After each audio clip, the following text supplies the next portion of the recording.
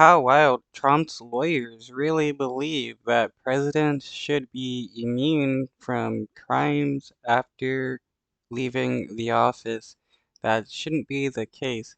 If you commit a crime while president, you should still be punished while president, but you have no immunity after being president. Arguments over immunity for former President Trump in the federal election case have now wrapped up in the D.C. Circuit Court of Appeals. Trump's team claimed his actions on January 6th fell under his duties as president, saying he was, quote, looking for voter fraud. Trump's attorneys also echoed the former president's claims, telling the judge that prosecuting a former president would open a Pandora's box. The special counsel painted a picture of what they Yeah, let's open that Pandora's box and start prosecuting former presidents for various war crimes and any other crimes they may have committed. called a frightening future if presidents can't be held accountable for crimes. Candidly, I think if the court gets to that second question, there are some hard questions about the nature of official acts. And frankly, as I think Judge Pan's hypothetical described, I mean, what kind of world are we living in if, as I understood my friend on the other side to say here, a president orders his SEAL team to assassinate a political rival and resigns, for example, before an impeachment? Not a criminal act. President sells a pardon, resigns, or is not impeached? Not a crime. I think that Trump wants that kind of immunity so that he can, for one, not be charged with trying to interfere with the election and an insurrection, and two, if he becomes president again, be able to commit any crimes he wants and get away with it once he leaves office. that is extraordinarily frightening future, and that is the kind of, we're talking about a balancing and a weighing of the interests. I think that should weigh extraordinarily heavily in the court's consideration. We have team coverage with senior reporter Catherine Falders in Washington, ABC News Chief Justice Correspondent Pierre Thomas, ABC News Executive Editorial Producer John Santucci, and ABC News legal contributor Kim Whaley. John, Trump's attorney responded to that portion of what the special counsel is saying.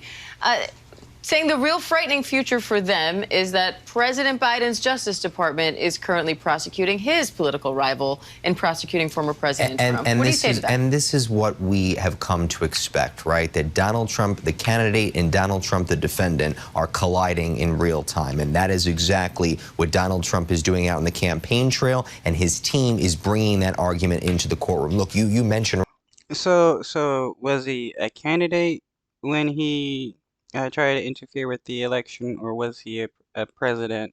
Because you can't have it both ways. Right there at the intro, Diane, the Pandora box that Trump's team mentioned in court today. Trump himself used that statement on social media as he announced he was coming to this proceeding today, a proceeding, for the record, that he did not have to come to. This is an appeals proceeding. This is not a trial. This is procedural. Donald Trump is using this as a weapon to make the campaign about these trials, and anything they can do to keep the trials front and center. Look at the week ahead he has. He's there today. We understand that he's going to be heading off to Iowa to do an event tomorrow, but then he's back in the courtroom on Thursday, again, for another proceeding, Diane, he doesn't need to be in.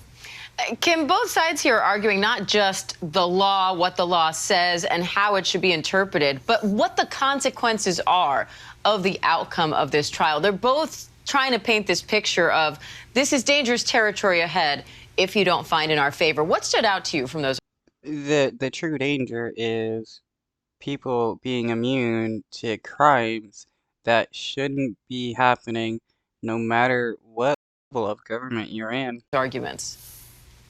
Well, I think that Judge Pan, I believe, made the rhetorical point that, listen, are we talking about SEAL teams assassinating political rivals, et cetera? Donald Trump's argument is sweeping here. It really means that there aren't any limits on the ability of presidents to use a massive power of the office to commit crimes. And that's why I think they will probably lose. The wrinkle is that Trump's lawyers have to basically continue to peddle the big lie in order to make their argument. They're essentially saying he was pursuing potential election fraud when that, as a matter of fact, has been roundly debunked by his own administration, as well as, Yeah, his own administration debunked the claims of the election lie. It was mainly him, Rudy Giuliani, that really pushed it hard and got other people to push it. Um, he had a study done, and it showed that there was no election theft. Uh, and a few other high ups told him that there was no election fraud. In various court proceedings, et cetera.